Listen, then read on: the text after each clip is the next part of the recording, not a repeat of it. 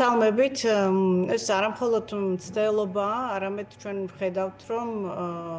ოცნებას თუ რამე ადარდებს დღეს განსაკუთრებით, ეს არის ის, რომ მათ არ აქვს საერთაშორისო აღიარება, მათ არ აქვს საერთაშორისო ლეგიტიმაცია. მათ არ ადარდებთ რა ხდება ქუჩებში, მათ არ ადარდებთ რა ხდება ქართულ საზოგადოებაში, მათ არ ადარდებთ თუ რა ბრძოლა მიდის დღეს ქართველი ხალხის მიერ რეჟიმის წინააღმდეგ, რაც მათ ადარდებთ, არის ძალაუფლების ყველა გზით შენარჩუნება. იმისთვის, რომ მათ ძალაუფლება შეინარჩუნონ და შეძლონ ფუნქციონირება რაღაც ეტაპზე, თუნდაც კრიზისულ ვითარებაში, არის ამისთვის მათ სასიცოცხლოდ სჭირდებათ საერთაშორისო ლეგიტიმაცია და საერთაშორისო ლეგიტიმაციაში არ მოიაზრებიან ის ქვეყნები, რომლებთანაც მაკა ბოჭორიშვილის ფოტოებს ავრცელებენ კვირა გამოშვებით ავტორიტარულ რეჟიმებთან, იმ რეჟიმებთან, რომლებთანაც ისედაც დემოკრატიის საკითხი დღის წესრიგში არ დგას. მათ სჭირდებათ ცივილიზებული სამყაროს აღიარება და ლეგიტიმაცია. სწორედ ამიტომ ვრცელდება მათ შორის დღეს ვნახეთ ის რაღაც აბსურდული კადრები თითქოს პაველაშვილს რაღაც ტრამპთან მისალმების მცდელობა ქონია. ანუ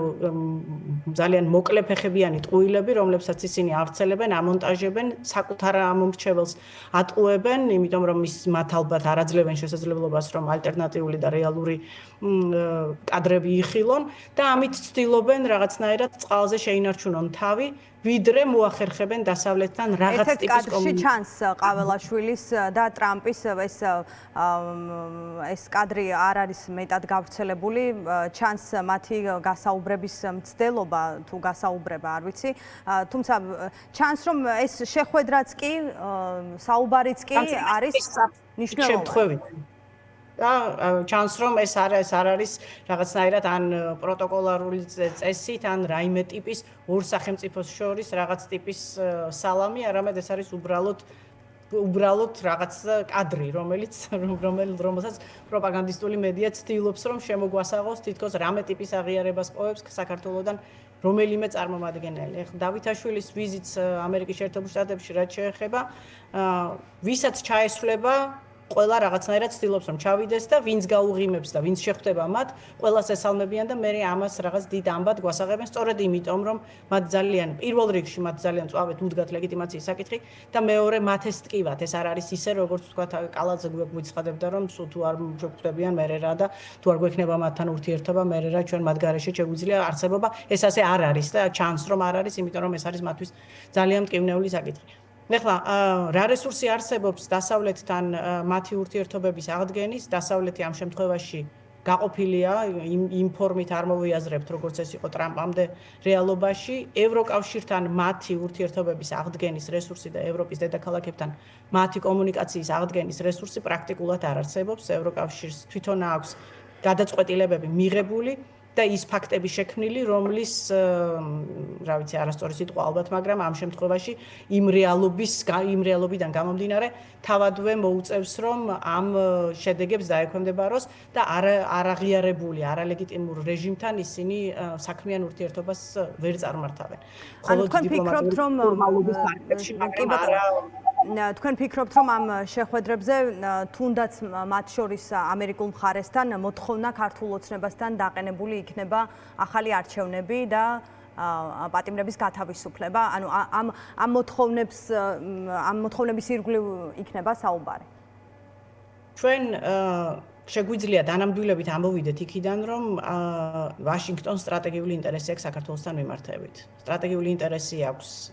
დედაქალაქთან ურთიერთობის მიმართებით,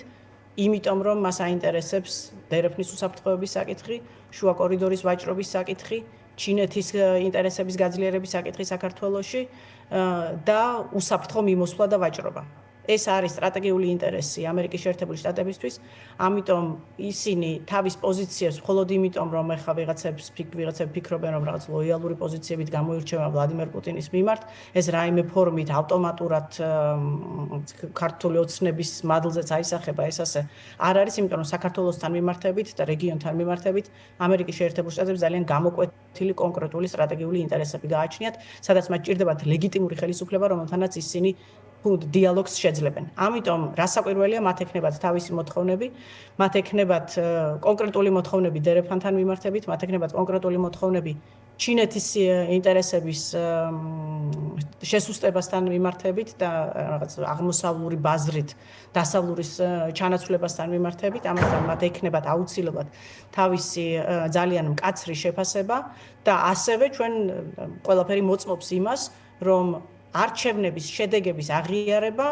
არსებული ადმინისტრაციის მიერ დღის მდგომარეობით არ მომხდარა. ეს იმას ნიშნავს, რომ მათ ოფიციალური საფუძველი ივანიშვილის რეჟიმთან ჩვეულებრივი კომუნიკაციის არ აქვთ და ამ საფუძველს თავადვე არ ქმნიან, იმიტომ რომ ისინი არ აღიარებენ არჩევნების შედეგებს ამ მდგომარეობით და ისინი არ აღიარებენ იმ წარმომადგენლობას, რომლებიც იქ ჩადიან. ამას მოწმობს მათ შორის დიპლომატიური ფორმატიც, იმიტომ რომ ჩვენ ვხედავთ, რომ შესაბამისი დონის პირები არ ხვდებიან იმ პირებს, რომლებიც აქედან ახერხებენ რაღაც ფორმით ჩასვლას, იმიტომ რომ მათ შეძლეს სანქციებს თავი აარიდონ ამ ეტაპისთვის. ანუ ეს ურთიერთობა არის გართულებული და გართულებულია და თუ მიმდინარეობს ამ ეტაპისთვის ასე ჩანს, მხოლოდ სამხრივად ამერიკის შეერთებული შტატების ინტერესიდან გამომდინარე და არა ივანიშვილის რეჟიმის ინტერესიდან გამომდინარე. იმიტომ რომ ესენი ყველანაირად ცდილობენ რაღაცნაირად ვაშინგტონთან ურთიერთობების დალაგებას, იმისთვის რომ მათ ძალაუფლება გამოივაჭრონ, არა იმიტომ რომ ქვეყანა დაუბრუნდეს ამერიკის შეერთებულ შტატებთან ძველ მდგომარეობას და იმ კარგ ურთიერთობებს, რომელიც მას ჰქონდა, არამედ ივანიშვილის ამოცანაა წარგზავნოს რაც შეიძლება მეტი ხალხი, ვისაც იქ ჩაესვლება, კიდევ ერთხელ ვამბობ, რათა მან შეძლოს თავისი ძალაუფლების შენარჩუნება, თავისი კორუფციული, კრიმინალური, ოლიგარქიული სისტემის შენარჩუნება იმისთვის, რომ ისინი დარჩნენ ხელისუფლებაში. ეს არ არის ვაშინგტონის ინტერესი საქართველოში, ამიტომ აქედან შეგვიძლია თამამად ამოვიდეთ იქიდან, რომ აუცილებლად ვისაც და რა დონეზეც ხვდებიან, აუცილებლად ეს შეხვედრები იქნება ძალიან კრიტიკული და მწვავე შენიშვნებს მიიღებენ და ასევე მოთხოვნებს. მადლობა ქალბატონ ნინო კალანდაძე იყო ჩვენი გადაცემის სტუმარი, მე მას დავემშვიდობები და თქვენ პარალელურად კადრში ხედავდით